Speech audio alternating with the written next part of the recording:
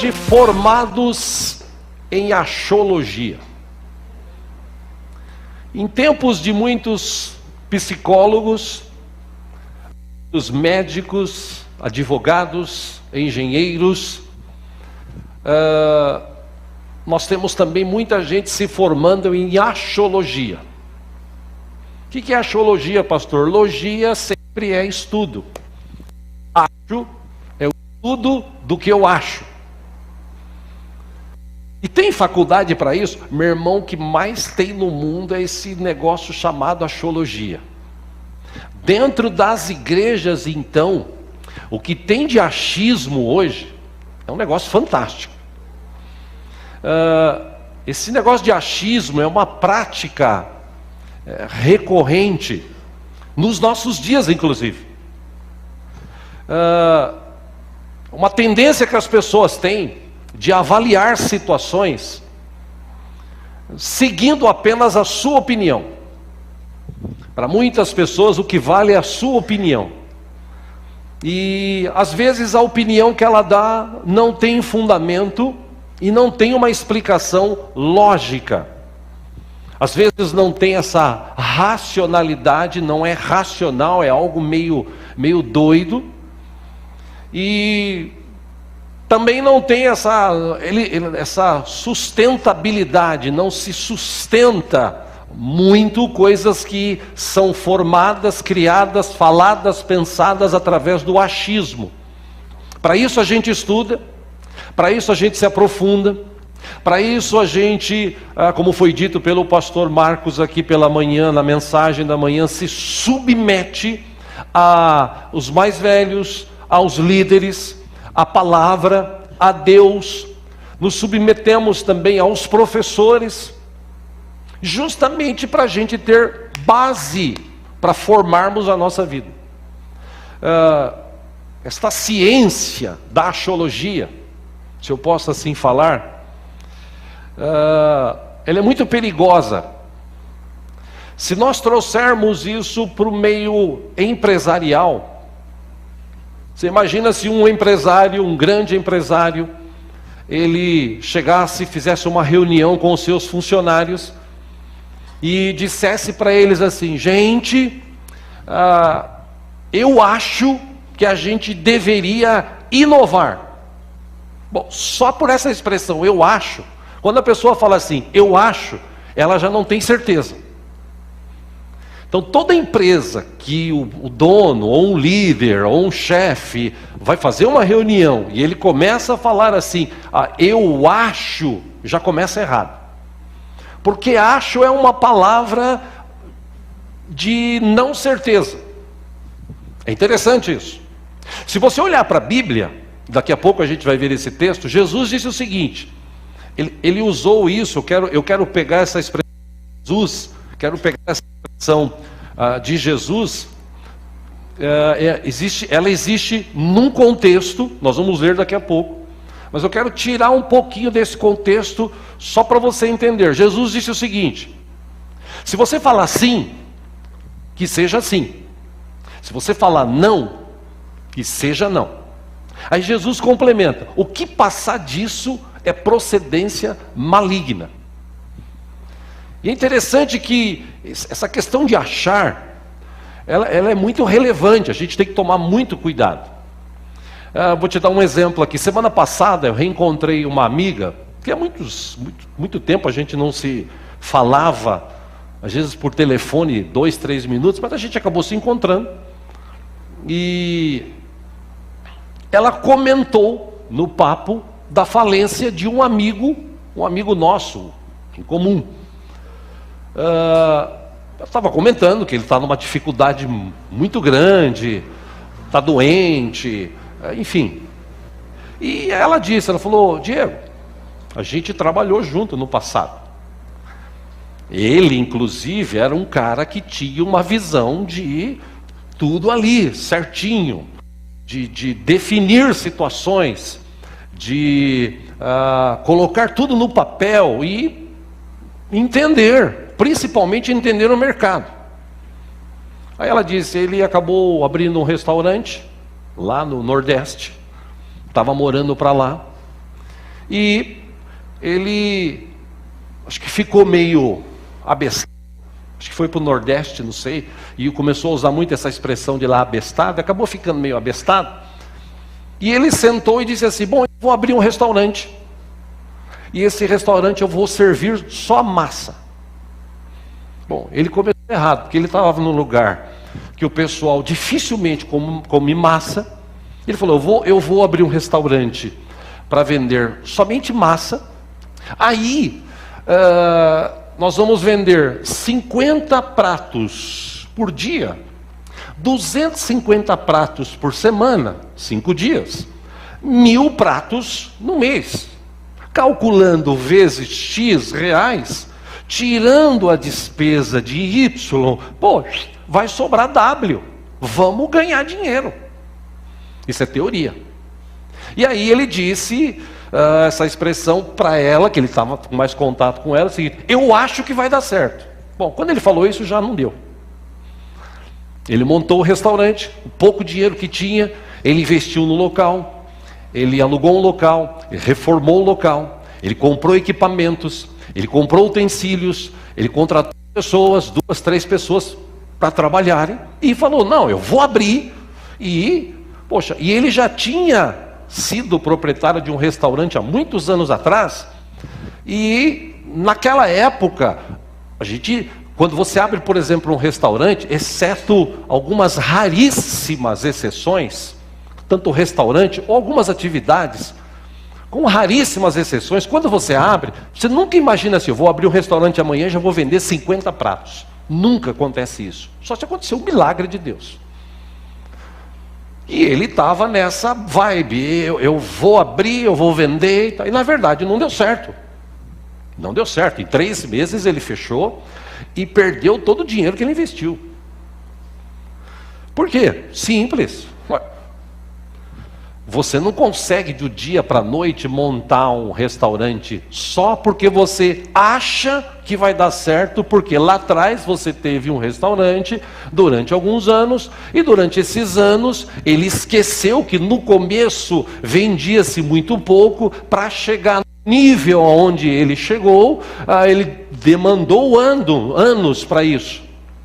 Aí agora ficou mais velho, ficou mais abestado, e ele vai e acha que ele conseguiria vender, inclusive num lugar onde a comida típica é totalmente diferente do que como nós aqui em São Paulo, que gostamos mais de massa. Bom, não deu certo.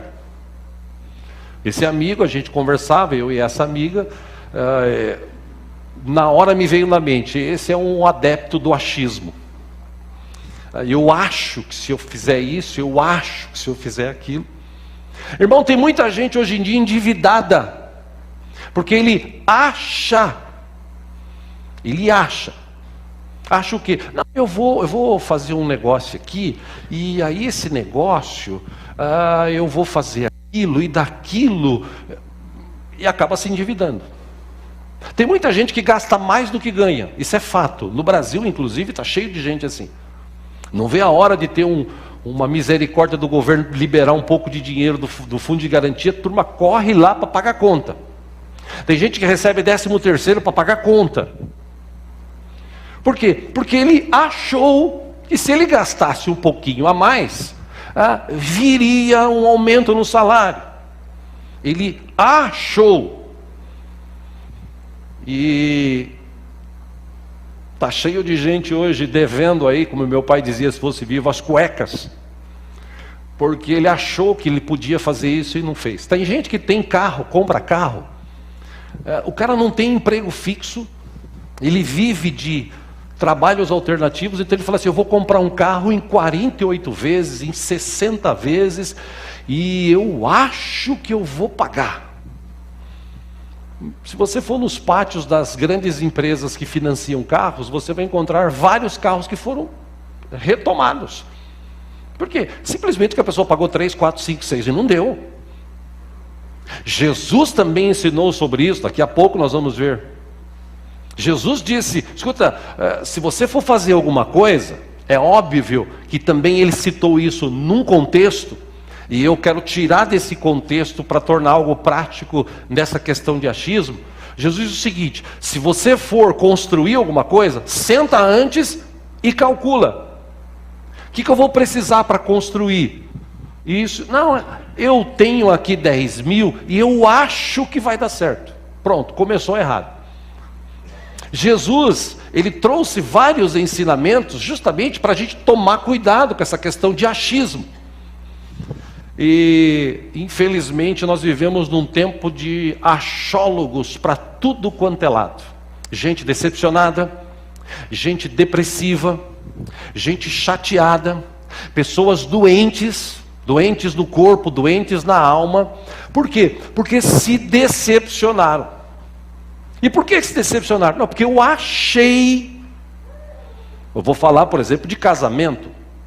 O cara, ele vê uma menina bonita, o corpo é bonito, o rosto é bonito, ele fala assim: achei a moça da minha vida. E aí, por quê? Porque ela é bonita por fora. Tá. Aí a moça olha para o cara e fala: achei o moço da minha vida. Aí o pai e a mãe que tem experiência, ele olha e fala assim: cuidado, vai devagar, porque a gente já passou por isso, casamento não é fácil.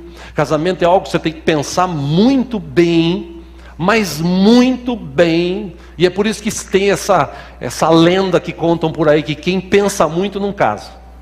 Mas casamento é algo que você tem que pensar bastante. Você está assumindo um compromisso com alguém para o resto da tua vida. Então você não pode achar, você tem que ter certeza. Porque se você começar a achar, você vai dar com os burros na água. É por isso que a gente vive o mundo de hoje, com várias pessoas aí com relacionamentos destruídos. Por quê? Porque ele achou que se ele vivesse daquele jeito, se ele se casasse com aquela pessoa, iria dar certo. Enfim, depois desse início, eu quero trazer isso para o meio agora nosso. Eu não vou espiritualizar, mas eu vou trazer para o meio da igreja. A gente está vivendo tempos difíceis dentro das igrejas hoje. Porque tem muito achólogo dentro da igreja.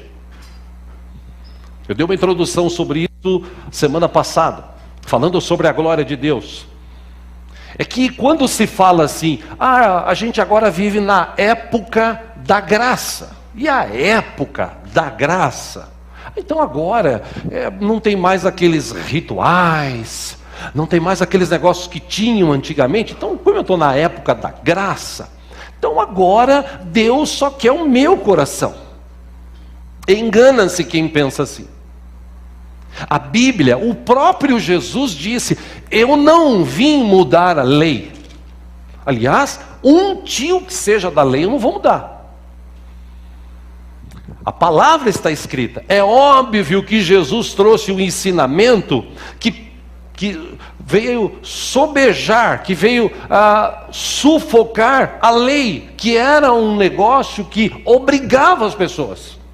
Jesus trouxe um ensinamento dizendo o seguinte: a lei está aí, mas se você fizer para Deus, em vez de fazer obrigado pela lei, se você fizer para Deus, se você tiver um relacionamento com Deus, você vai ter uma vida melhor. É fato, isso está escrito na palavra. Agora, infelizmente, tem muita gente hoje em dia no meio da igreja que ele acha, ele ouve uma palavra, por exemplo, ele lê um texto, ele fala assim: eu acho que não é bem assim não. Eu acho que Josué orou, mas não choveu fogo do céu. O tempo parou. Eu acho que Elias orou, mas não choveu o fogo do céu. Eu acho que o que esse pastor está falando aí tem nada a ver. Eu acho que esse negócio de homossexualismo tem nada a ver. Isso aí hoje em dia é coisa mais normal do mundo. Mentira, não é normal. Pode ser comum, normal não. A norma é homem casar com mulher, mulher casar com homem. Essa é a norma da Bíblia. Mas aí as pessoas começam a achar, porque a gente vive na época da graça, que agora Deus aceita tudo.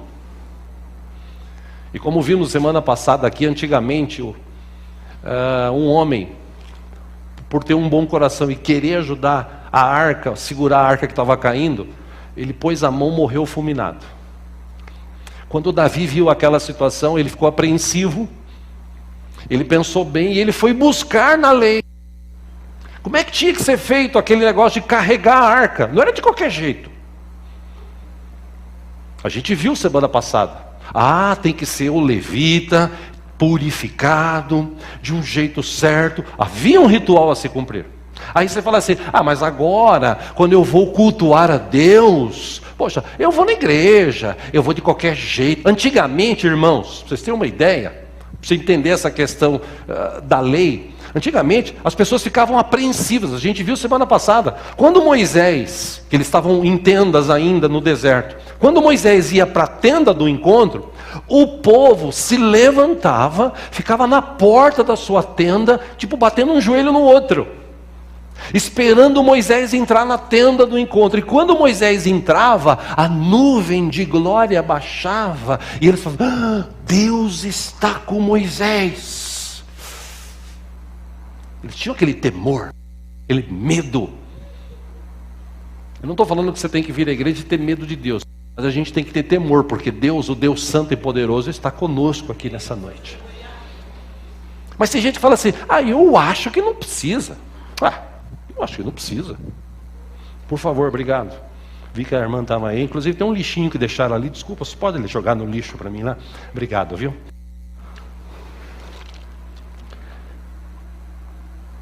Está cheio de gente na igreja achando. Aí eu acho que eu posso, por exemplo, vai cantar. Antigamente era assim. Ia cantar, a pessoa já subia pedindo desculpas. Subia, irmãos, eu vou cantar uma canção, não ensaiei muito, mas o irmão sabe, né? É para Deus, então fica em espírito de oração. Até hoje eu nunca entendi o que é isso. Eu acho que é para fechar os olhos e não ouvir a pessoa cantando errado, desafinado, fora do ritmo e tal. Você vai fazer para Deus? Não, é para Deus. Tá bom, qualquer jeito. Porque eu acho que Deus entende. Deus entende? Por que tem gente em outras igrejas que pagam para fazer curso vocal, para fazer curso instrumental, e fazem e cantam de uma forma afinada, bonita, legal, se preparam antes, e aí na nossa igreja, em outras igrejas parecidas com a nossa, a pessoa chega e fala, não, chega, eu vou tocar. Chega no culto 10, 15 minutos antes, que eu vou tocar, liga aí, não, vou tocar, não, Deus, perdoa, mas sabe como é que é? Passei raiva de manhã aqui, me perdoa essa expressão. Tive que tocar guitarra, porque o irmão Cláudio estava viajando, viria agora à noite, mas infelizmente a esposa dele não estava bem, ele foi levá-la ou acompanhá-la ao médico, e de manhã fui procurar um cabo bom, se não fosse o que eu tinha no contrabaixo, não tinha mais nenhum. Aí você liga, de manhã eu liguei assim e falei assim, Jesus, tem misericórdia, Senhor. Eu nem mexi assim direito. Eu falei, para eu não mexer, porque às vezes eu estou tocando, eu vou sentar. Porque Deus merece o melhor. Eu não posso ficar no meio do culto com problema de cabo, eu tenho que arrumar isso antes, eu tenho que me preocupar com isso antes.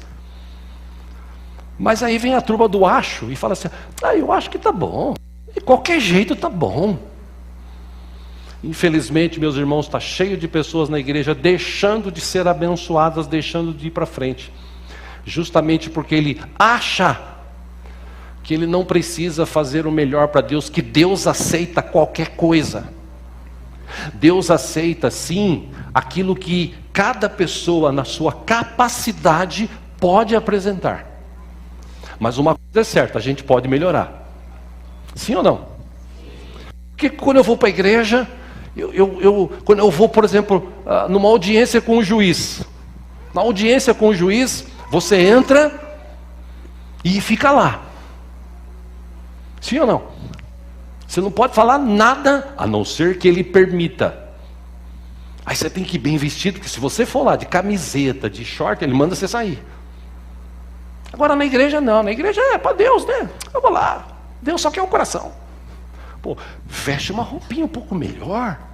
Você está se apresentando diante de um Deus vivo e poderoso, que se é santo está presente. Então eu vou me preparar. De que forma que eu vou me preparar? Começa às 6 horas o culto, 5 horas eu vou desligar a televisão. Mas e o segundo tempo do jogo? Esquece. Agora você vai se preparar para você ir para a igreja, adorar a Deus. Agora, como foi citado hoje pelo pastor Paulo, 2 Coríntios capítulo 9, quando eu vou para a igreja, o texto diz que eu faço isso premeditadamente quando eu vou contribuir. Ou seja, eu não posso achar, eu venho aqui com convicção, eu vim aqui para quê?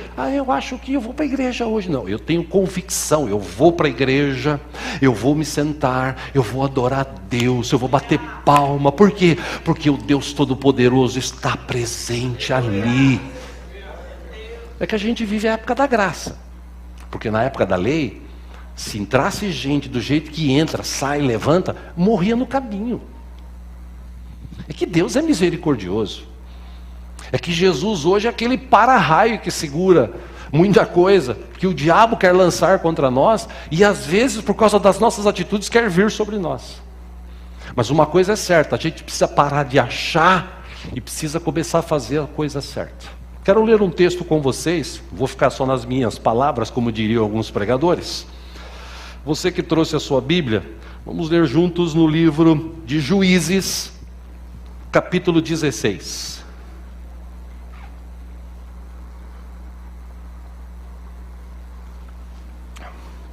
Quero lembrar-vos que Deus está aqui.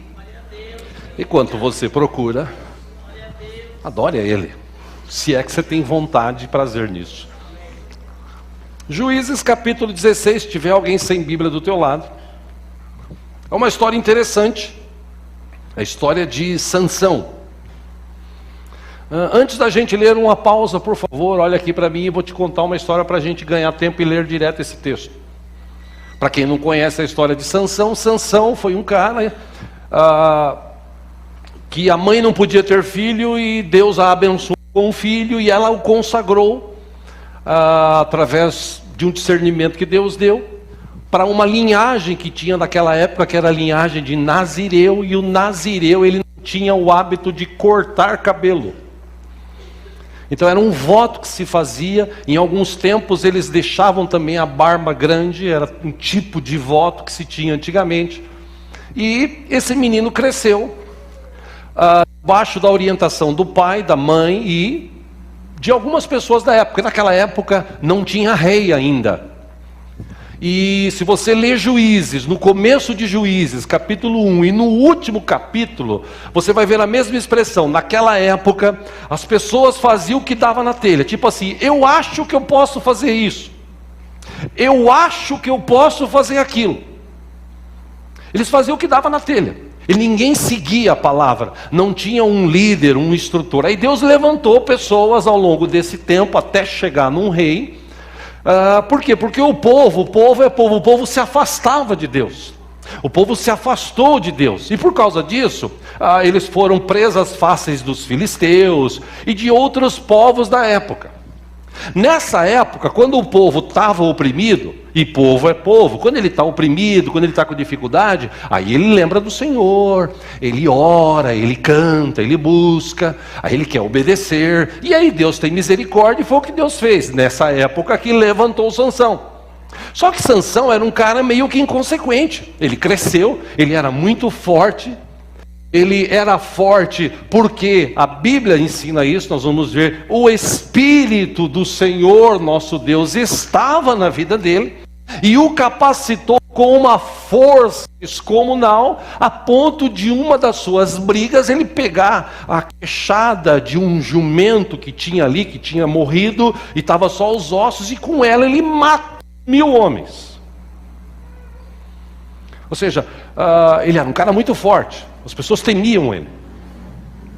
Só que ele achava que ele podia fazer o que ele quiser. Por exemplo, primeiro erro, a Bíblia diz que Deus estava por trás. Beleza, no pano de fundo. Pano de frente, qual foi o primeiro erro? Tinha várias moças na sua tribo. Ele preferiu casar com uma moça de outra tribo. Começou as brigas, as discórdias. Aí se você ler do capítulo acho que 12, 13 até o 16, onde a gente vai ler daqui a pouco, tem o relato dessas histórias. Até o ponto que ele arrumou uma confusão tão grande, que o texto diz que os filisteus e alguns outros povos tinham um ódio mortal, mas ninguém tinha coragem de se aproximar dele, porque ele tinha uma força muito grande, e ele brigava, lutava. mas ele tinha um defeito muito grande. Ele achava que ele podia fazer o que ele quisesse. Agora capítulo 16 de Juízes, versículo 1. O texto diz que certa vez Sansão foi a Gaza, viu ali uma prostituta e passou a noite com ela. Versículo 2: disseram ao povo de Gaza: Sansão está aqui. Então cercaram o local e ficaram à espera dele a noite toda junto à porta da cidade.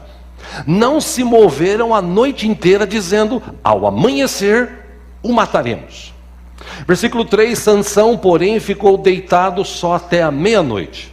Levantou-se, agarrou bem firme a porta da cidade com os 2 batentes e os arrancou com tranca e tudo. Pôs tudo nos ombros e o levou ao topo da colina que fica de fronte de Hebrom. Versículo 4: depois destas coisas, ele se apaixonou por uma mulher do vale de Soreque, chamada Dalila. Essa mulher também era uma prostituta. Versículo 5: os líderes dos filisteus foram dizer a ela: veja se você consegue induzi-lo a mostrar-lhe o segredo da sua grande força, e como poderemos dominá-lo para que o amarremos e o subjuguemos. Cada um de nós dará a você 13 quilos de prata. Versículo 6: disse, pois, Dalila a Sansão: conte-me, por favor, de onde vem a sua grande força, e como você pode ser amarrado e subjugado. Versículo 7: respondeu-lhe Sansão: se alguém me amarrar com 7 tiras de couro, ainda úmidas, eu ficarei tão fraco quanto qualquer outro homem. Versículo 8: então os líderes dos filisteus trouxeram a ela 7 tiras de couro ainda úmidas, e Dalila o amarrou com elas. Versículo 9: tendo homens escondidos no quarto, ela o chamou: Sansão, os filisteus estão o atacando. Mas ele arrebentou as tiras de couro como se fosse um fio de estopa posto perto do fogo. Assim não se descobriu de onde vinha a sua força. Versículo 10: disse Dalila a Sansão: você me fez de boba, mentiu para mim. Desculpa a minha interpretação fraca aqui, porque eu sou homem, tá? Era mulher. Agora conte-me, por favor, como você pode ser amarrado. Versículo 11, ele disse: se me amarrarem firmemente com cordas que nunca tenham sido usadas, ficarei tão fraco quanto qualquer outro homem. Versículo 12, Dalila o amarrou com cordas novas. Depois, tendo homens escondidos no quarto, ela o chamou: Sansão, os filisteus o estão atacando. Mas ele arrebentou as cordas de seus braços como se fosse uma linha. Versículo 13, disse Dalila a Sansão: até agora você me fez de boba e mentiu para mim. Diga-me como pode ser amarrado. Aí ele respondeu, terceira tentativa: se você tecer num pano as 7 tranças da minha cabeça e o prender com uma lançadeira, ficarei tão fraco quanto qualquer outro homem. Assim, enquanto ele dormia, Dalila teceu as 7 tranças da sua cabeça num pano, 14, e o prendeu com a lançadeira. Novamente ela o chamou: Sansão, os filisteus o estão atacando. E ele despertou do sono e arrancou a lançadeira e o tear com os fios. Os caras dormiam muito também, né? Versículo 15. Então ela lhe disse: como você pode dizer que me ama se não confia em mim? Essa é a terceira vez que você me fez de boba e não contou o segredo da sua grande força. Versículo 16, importunando-o o tempo todo, ela o cansava dia após dia. Diga assim comigo: dia após dia. Então não foi só uma noite, dia após dia. Ficando ele a ponto de morrer. 17, por isso ele lhe contou o segredo. Jamais se passou navalha em minha cabeça, disse ele, pois sou nazireu desde o ventre materno. Se fosse rapado o cabelo da minha cabeça, a minha força se afastaria de mim e eu ficaria tão fraco quanto qualquer outro homem. Versículo 18, quando Dalila viu que Sansão lhe tinha contado todo o segredo, enviou esta mensagem aos líderes dos filisteus: subam mais esta vez, pois ele me contou todo o segredo. Os líderes dos filisteus voltaram a ela, levando a prata. Versículo 19, fazendo-o dormir no seu colo, ela chamou um homem para cortar as 7 tranças do cabelo dele, e assim começou a subjugá-lo, e a sua força o deixou.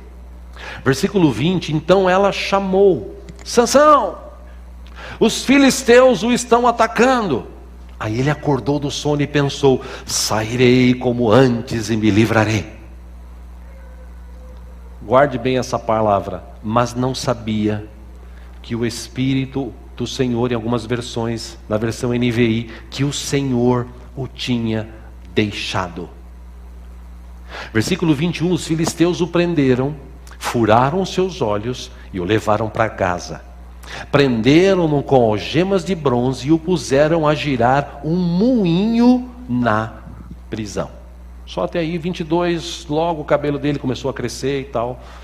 E quem sabe da história, lê a história, no final ele foi levado para um templo, o templo chamado Dagon, se eu não me engano, e lá nesse templo, nas 2 colunas principais, ele foi amarrado como um troféu, pediu, clamou a Deus misericórdia, Deus deu força lá e ele destruiu o templo, que eram as 2 colunas principais. Lá diz o texto que ele matou mais gente quando morreu do que quando estava vivo. O que eu quero te mostrar com essa história? Sansão achava, e esse é o erro de muita gente na igreja, ele achava que ele podia viver uma vida no mundo e viver uma vida diante de Deus. No domingo eu vou na igreja, peço perdão, peço misericórdia, toco, canto, prego, falo, faço ação social e tal. E durante a semana eu vou pintar e bordar.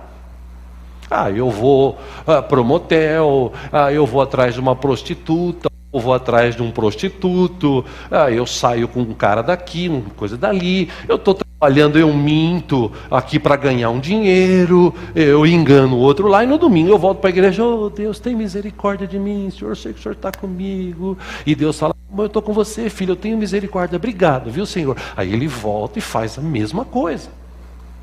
Aí ele acha, como Sansão, que ele é invencível. Ele acha que ele pode vencer o mal, o erro, a qualquer momento. Ele acha. Ele foi tentado 3 vezes. Durante dias, se deitando com uma prostituta, ele foi caindo na lábia dela. Que é o que o diabo, o inimigo, faz ou quer fazer com a vida de todas as pessoas, inclusive da gente. O que ele quer fazer? Ele quer mostrar o seguinte, como ele falou para Eva: Eva, você acha que Deus falou mesmo aquilo? Você acha? Eva, é óbvio que você pode comer do fruto. O medo de Deus é que vocês se tornem que nem Ele, deuses. Aquilo deu um estalo na cabeça dela, porque a Bíblia diz em Gênesis que o fruto, ele era bonito e agradável aos olhos. Eu não sei qual fruta que você gosta. Eu, por exemplo, gosto muito de banana. Se eu pegar uma banana bem madurinha, se bobear eu como cacho. Tenho que me controlar, inclusive. Se tiver então aquela banana milanesa, fritadinha, quantas tiver eu como. Quando Eva olhou, chamou a atenção. E o diabo falando no ouvido dela: escuta, você pode comer, você não vai morrer. O negócio de morrer é bobagem. Você não vai morrer. Você sabe da história do que aconteceu com Eva, com Adão. No caso de Sansão, ele ajudava pessoas, ele livrava pessoas, ele era usado por Deus para fazer grandes coisas, para matar homens que estavam subjugando o povo de Deus. E ele se sentia assim: opa, Deus está comigo, agora eu vou curtir a vida. E quando ele ia curtir a vida, ele curtiu 1 vez, curtiu 2 vezes, curtiu 3 vezes. Deus é bom, né, irmãos? Deus é misericordioso. Sim ou não, irmãos? Fala para a pessoa que está do seu lado: a misericórdia de Deus se renovou esta manhã.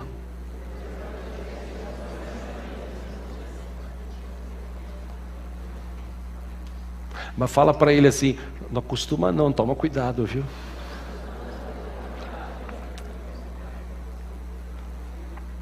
Que Sansão, ele começou a fazer o quê? Opa, Deus está comigo.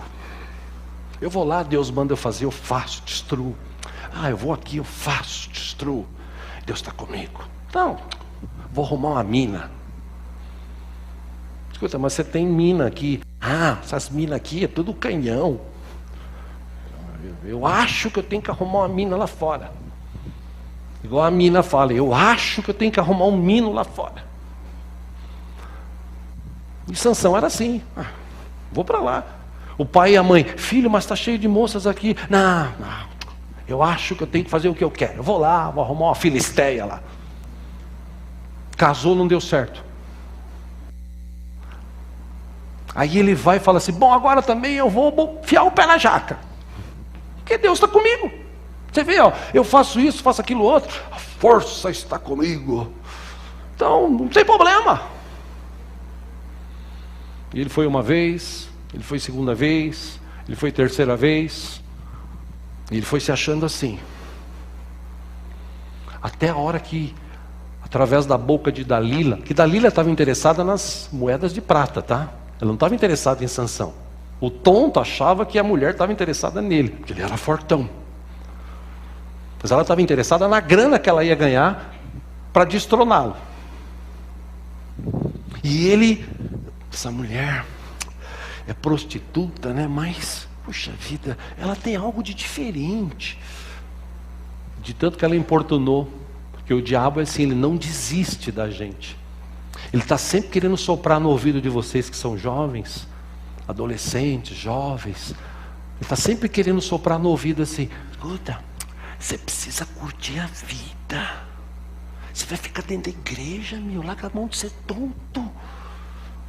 Aí você vem para a igreja, ora: Deus me ajuda, tem misericórdia, sai firme. Aí chega no outro dia, ele vai de novo falar no teu ouvido: você é tonto, vai curtir a vida, Então acabar ficando velho e o tempo vai passar. Vai curtir a vida. Aí a pessoa fala: uma curtidinha, não tem nada a ver, né? Tá na igreja, mas eu vou dar uma curtidinha lá, vou lá no baile. Mas eu não vou dançar. Todo mundo lá dançando, eu não vou dançar. O máximo que eu vou fazer, o máximo. Não vou rodopiar, virar, vou só. Né? Só que você tem um compromisso com Deus, sim ou não? Sansão também tinha. E aí ele começou a ir para o baile, ele começou a sair para cá, para lá, e achar: Deus está comigo. Deus está comigo, posso fazer o que eu quiser. Só que quando ele conta o segredo dele, interessante, e raspam o seu cabelo, ou cortam o seu cabelo, irmão, não foi por causa do cabelo que ele perdeu a força, não. Eu já vi muitos pregadores falarem sobre isso. Cortaram o cabelo de Sansão e ele perdeu a força. A força não estava no cabelo. A força estava na presença de Deus na vida dele. Só que ele não valorizava a presença de Deus. Ele achava o seguinte: Deus é santo, mas Deus só quer meu coração. Eu posso viver minha vida. Felizmente está cheio de gente assim dentro da igreja. Eu acho. O pastor fala aí, tal, está na Bíblia, 1 Coríntios 7. Eu acho que eu posso fazer sexo antes do casamento.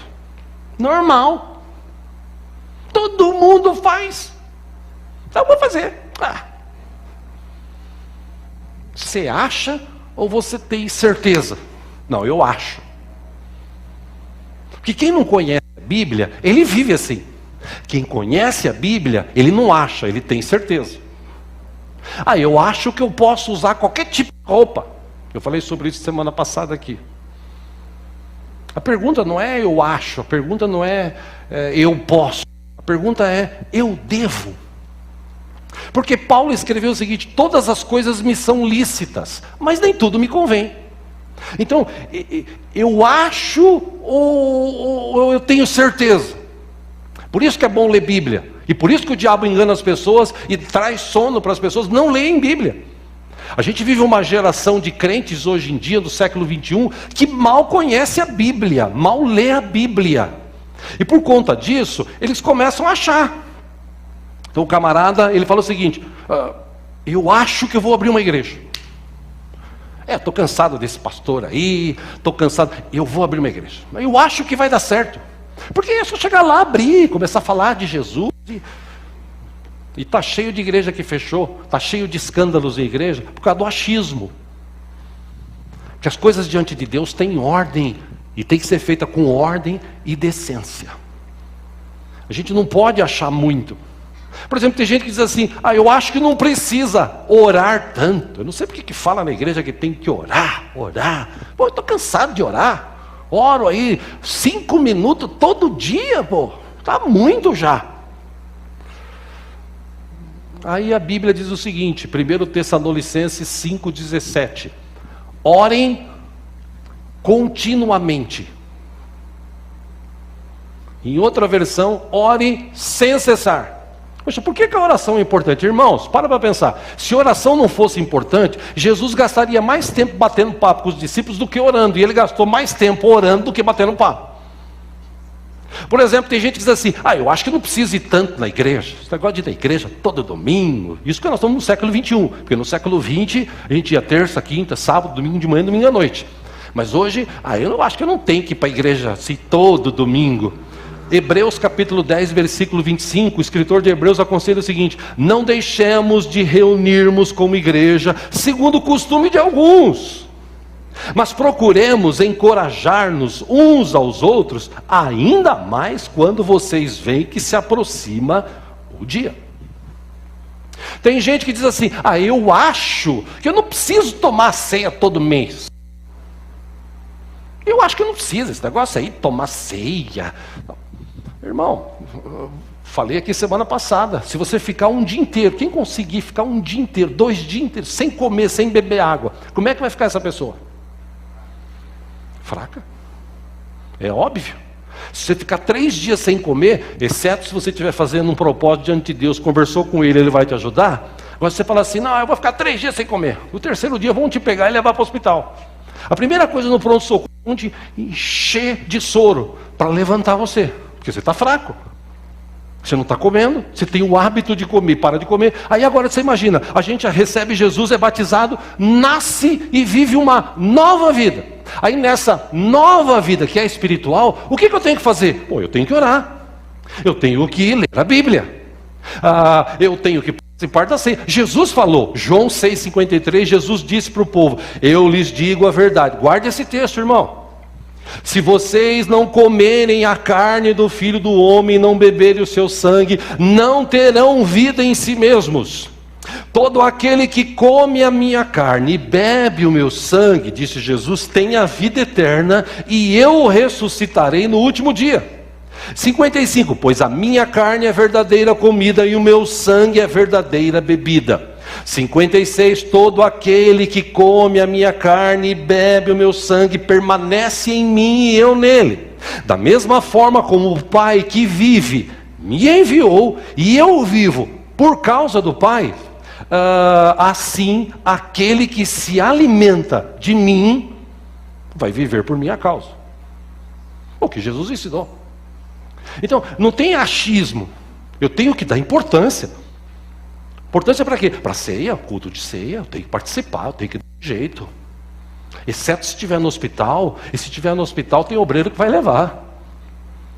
E se estiver viajando, exceto se estiver viajando, exceto se estiver com um problema assim de última hora. Caso contrário, eu vou para a ceia. Por quê? Ceia, eu vou me alimentar. Eu vou comer aquele pedaço de pão que representa o corpo de Cristo. Eu vou tomar aquele cálice com suco de uva que representa o sangue dele. E o sangue de Jesus me purifica de todo pecado. Quando eu como e bebo, a vida de Jesus vem para mim. Por isso que Jesus falou, se você não comer e não beber, você não tem vida em você mesmo. Aí você vai lá para Coríntios, 1 Coríntios capítulo 11, o que Paulo fala? Qual foi a coisa que informaram Paulo que ele identificou em 1 Coríntios 11? Se você ler o texto, Paulo diz o seguinte: irmãos, eu fiquei sabendo Que o culto que vocês fazem aí faz mais mal do que bem. Por quê? Se você ler o contexto, você vai ver. Está cheio de gente achando na igreja. Os ricos achando que eles tinham que se reunir, encher a pança, fazer aquela festa tipo ceia de final de ano. E os mais pobres, coitado, cortando um pão para 3, 4, 5 e tipo assim, estamos aqui. Os estão lá enchendo a pança e nós estamos aqui comendo essa ceia. Um pedacinho de pão que dá para encher o buraco do dente só. Aí Paulo falou, o culto de vocês está fazendo mal. Vocês não entenderam o que é participar de ceia. Ceia eu recebi do Senhor. No dia que ele foi traído, ele pegou o pão, partiu, deu graças e disse, esse é meu corpo, é dado em favor de vocês. Aí ele pega, depois de comer, depois de cear, pega o cálice e diz, esse é o cálice de uma nova aliança no meu sangue, que eu tenho com vocês. Aí ele complementa, o apóstolo Paulo escrevendo para a igreja de Corinto. Ele fala assim, quando você for participar da ceia, examine-se, pois, a si mesmo. Examine-se. Olha para dentro de você e veja como é que está dentro de você. Eu acho que está tudo bem. Não estou pedindo para você achar. A Bíblia diz para você se examinar. Então eu não vou tomar porque eu estou em pecado. Errou de novo. Devia pedir perdão pelo pecado, falar para Deus, me ajuda para nunca mais eu fazer isso e participar da ceia. Porque se você ficar fora da ceia, você vai ficar fraco. E Paulo diz isso para a igreja de Corinto. Por isso que tem no meio de vocês várias pessoas fracas, doentes e dormindo. Por quê? Porque vocês não entendem o que é participar da ceia. Ceia não é para encher a pança. Ceia é para todo mundo ter um momento de comunhão, um momento precioso, na presença de um Deus santo, vivo, que a glória dele está resplandecendo sobre este lugar. Aonde está, pastor? A glória de Deus está aqui, a presença de Deus está aqui. Então nesse momento o que eu faço? Eu me aproximo de Deus, eu baixo a minha cabeça. Por quê? Porque eu não quero encarar muito, porque eu sei que Deus está aqui, Deus é santo. E eu tenho algumas coisas dentro do meu coração que precisam ser mudadas. Pai, tem misericórdia de mim. Aí vem o ministro e fala assim, irmãos, vamos cantar, vamos adorar a Deus. Edifica em mim, Senhor, uma morada para ti, aonde o teu Espírito possa sempre estar. Aí como é que eu devia cantar essa canção? Edifica em mim uma morada para ti, um lugar onde teu Espírito possa sempre estar. Quero ser. Mas não, edifica em mim uma morada para ti. Saiu o gol do time aí. Putz, que desgraça. Espírito possa sempre estar.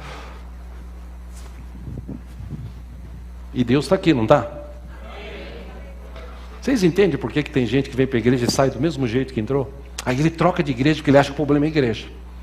Acho que essa igreja aqui não tem fogo. Eu gosto da igreja de fogo. Sabe aquela igreja que cai fogo? Que a turma rodopeia, pula, vira, fala em língua estranha, charabala, ripa lá para trás, tal.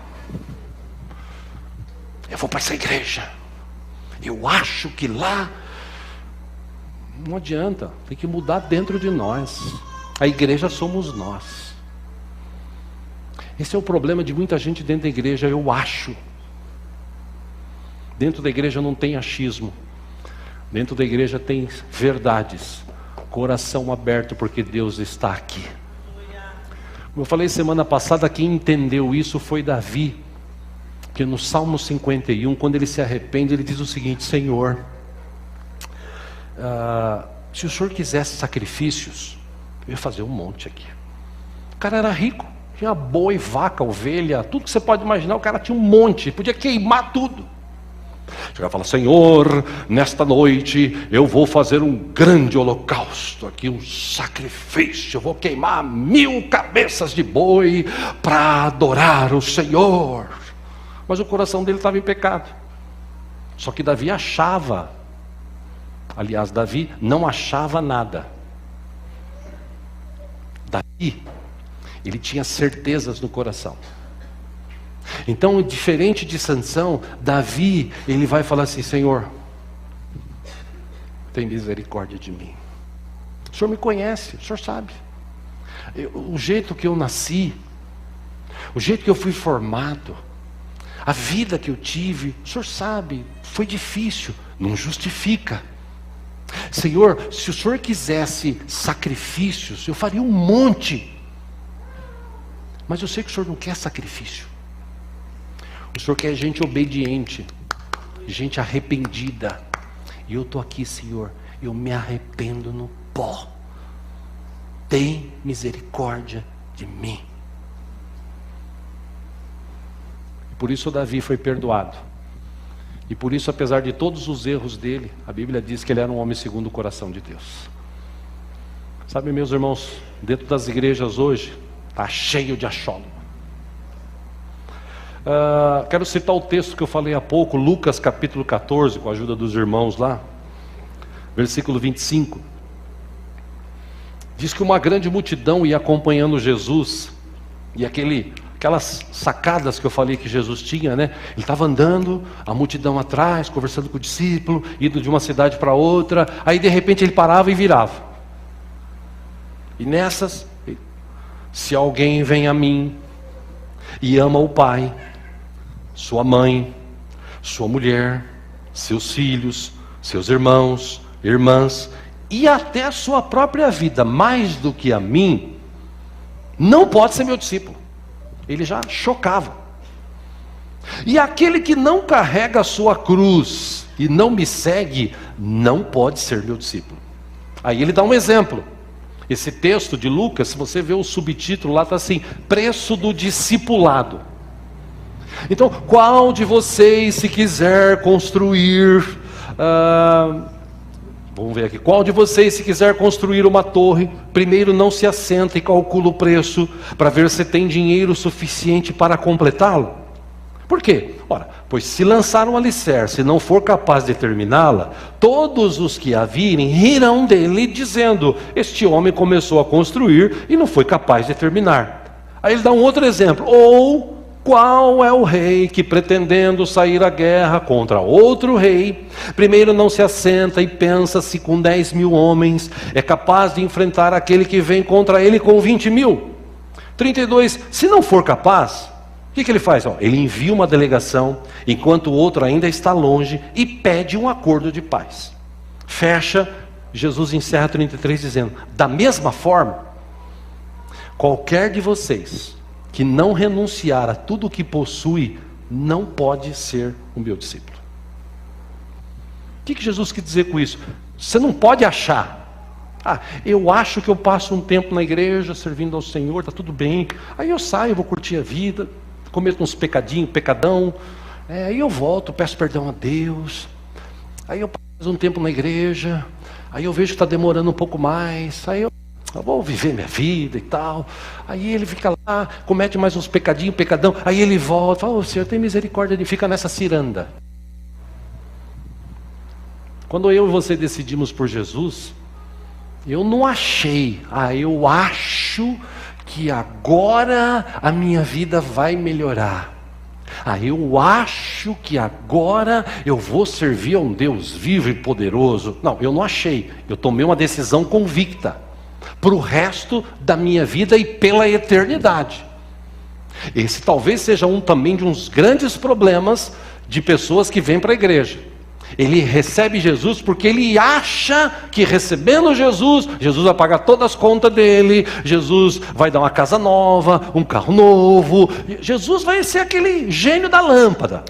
Aliás, como eu já disse aqui, tem gente que gostaria de chegar na igreja e achar uma lâmpada. Jesus está aqui, fala: servo, Jesus, casa, mulheres, iates, desenho do Pica-Pau lá, né? Dinheiro. E não é assim que funciona. A gente recebe Jesus por convicção, não por achismo. A gente serve a Deus por convicção, não por achismo. Eu acho que Deus vai me abençoar. Não, ou eu tenho certeza, ou eu não tenho. E eu quero encerrar aqui, meus irmãos, te dizendo o seguinte: por isso que muita gente dentro da igreja está fraca, está distante de Deus, porque ele acha que viver do jeito que ele está vivendo, tá bom. Eu venho na igreja uma vez por mês, tomo ceia uma vez por ano, 2, 3. Eu leio a Bíblia quando dá. Eu oro quando eu tenho vontade. Se você orar por vontade, você nunca vai orar na tua vida, porque a maioria das pessoas não tem vontade de orar, a não ser que ele estiver no lugar e o cara com uma metralhadora assim, ô Jesus, tem misericórdia, Senhor, tem misericórdia da minha vida, Pai, oh meu Deus, passar um carro, tirar uma fininha de você, oh Jesus, ninguém fala assim, ai que bacana, todo mundo fala Jesus, Deus. Sim ou não, irmãos? A gente podia fazer isso todo tempo, mas tem muita gente achando, eu acho que tá bom assim, tá bom, eu acho que, tá bom, vou levando a vida. Precisamos parar com o achismo. Nós precisamos de pessoas formadas na teologia, estudo sobre Deus, conhecendo Deus, se aprofundando na presença de Deus, tendo relacionamento com Deus, entrelaçado assim, eu e Deus, Deus comigo, toda hora, todo momento. E quando o diabo soprar, como foi dito de manhã aqui, submeta-se à potente mão de Deus, resista o diabo e ele vai fugir de você. Amém, irmãos? Vamos orar, vamos ficar em pé juntos.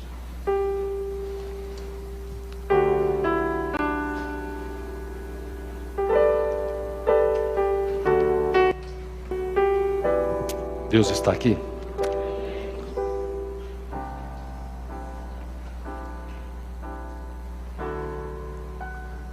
Citando o outro texto, os irmãos aí dos textos, por favor, o primeiro deles, que eu acabei deixando para colocar depois, Mateus 5, por favor, que eu disse que tirei de um contexto, e agora eu vou trazer para dentro do contexto.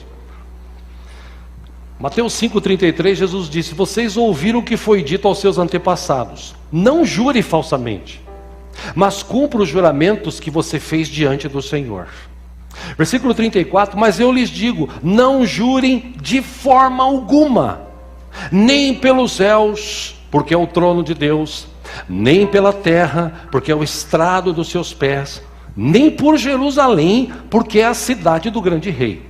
36, Jesus ainda vai mais longe, ele diz, e nem jure pela sua cabeça, pois você não pode tornar branco ou preto nem um fio de cabelo.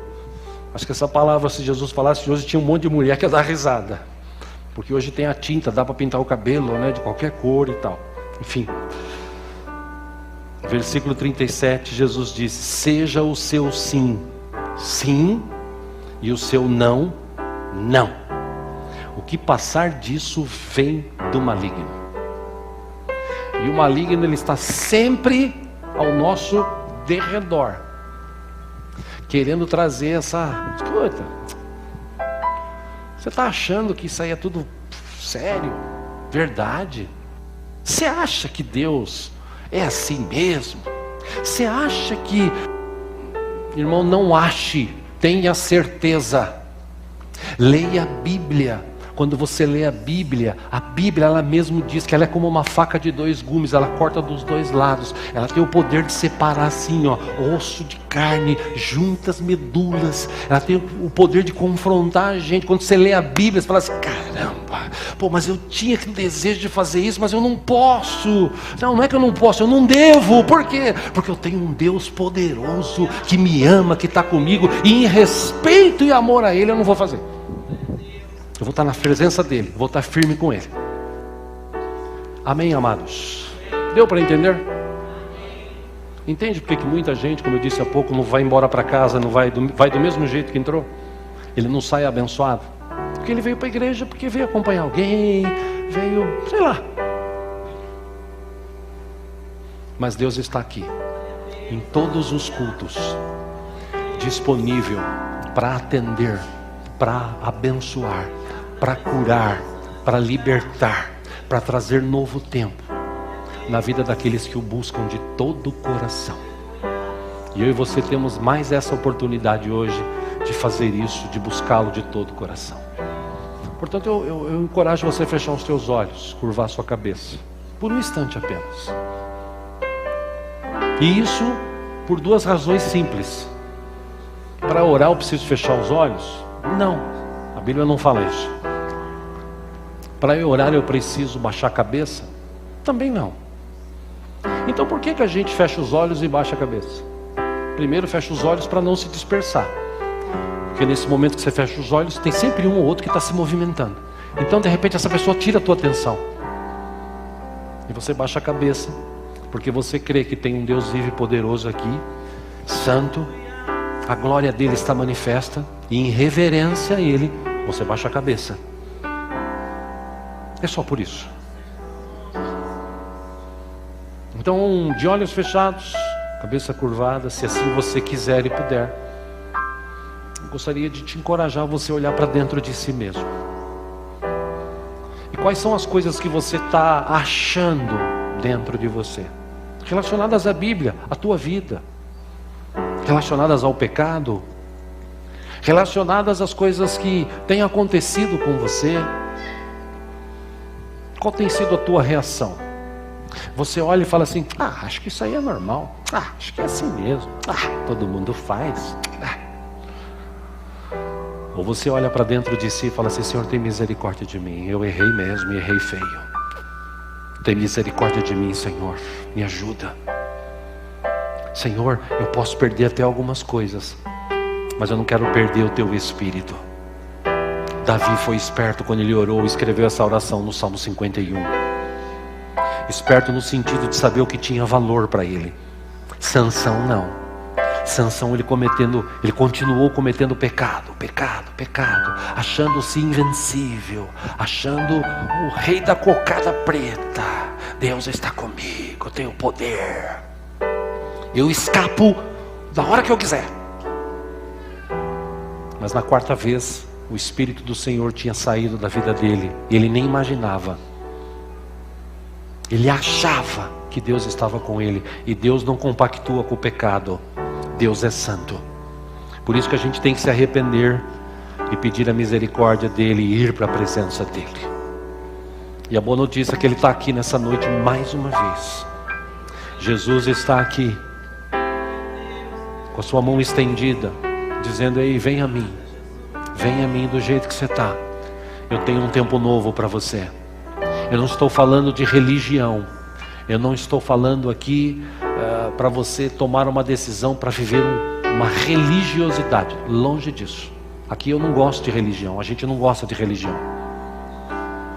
Aqui a gente fala de Jesus, porque é o único, segundo a Bíblia, que pode ligar o homem a Deus. É o único. Mas eu acho que a minha religião... Não, se você está achando, cuidado. Procure se informar melhor. A Bíblia, a palavra escrita de Deus, ensina que só tem um mediador entre Deus e os homens, a saber, Jesus. Então não é achismo, é certeza, é convicção. Você quer ou você não quer.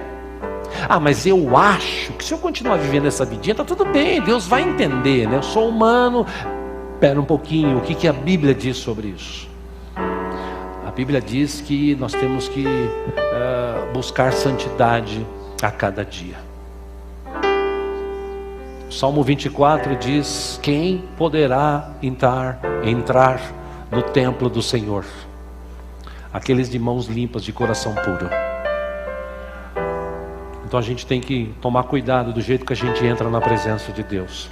Para a pessoa que vem a primeira vez, para a pessoa que não conhece Jesus, ele tem que vir como ele está.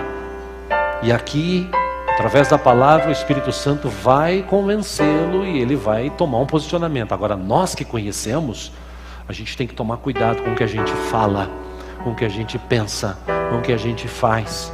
E depois entra na presença de Deus como se nada tivesse acontecido. Toma cuidado. Está cheio de formados aí em astrologia, longe dos caminhos do Senhor. E Ele me ama, Ele te ama, Ele está aqui mais uma vez, com a mão estendida para nos trazer perdão, nos trazer misericórdia e nos libertar. Se você entendeu o que eu estou falando hoje, ou o que o Espírito te falou hoje, eu quero te encorajar a orar. A tua oração, você e Deus.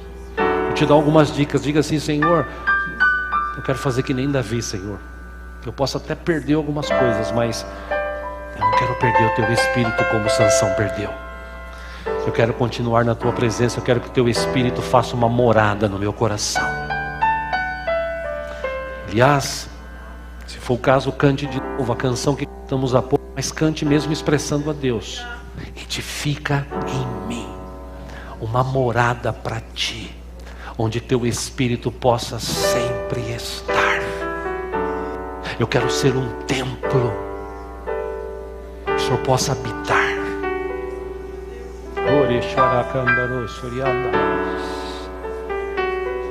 Se você quer, fale com Deus. Para de achar, vá para a razão agora. É você e Deus, fale com Ele. Ele está aqui em nome de Jesus.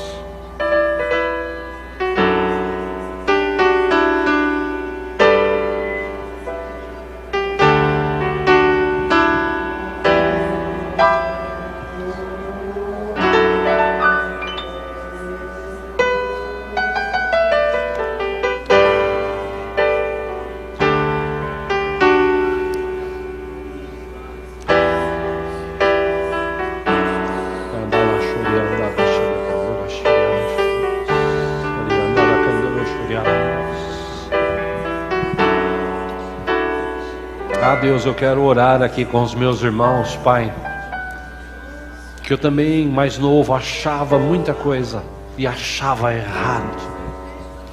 Eu ouvi várias pregações no passado que com boas intenções os irmãos pregavam, mas era achismo. Quando eu comecei a estudar, a ler tua palavra, a te conhecer mais, a ter relacionamento contigo, eu saí do achismo e comecei a praticar a tua palavra. E eu entendi, Senhor, que a tua palavra existe não para me castigar, para me condenar. A tua palavra existe em primeiro lugar para me proteger. Quando eu creio, quando eu me submeto, quando eu me sujeito à tua palavra, à tua vontade, o Senhor me ajuda, o Senhor me capacita, o Senhor me fortalece. Os meus olhos espirituais, eles veem coisas que os materiais ou os olhos humanos não veem. A minha boca fala daquilo que o meu coração está cheio de ti, ela fala de ti. Os meus ouvidos ouvem canções que exaltam a ti, não canções que tocam por aí afora em rádios. Eu ouço canções, ou procuro ouvir canções que me levam para perto de ti. Deus, eu oro por mim, oro pelos meus irmãos, que o Senhor traga verdade, ó Deus.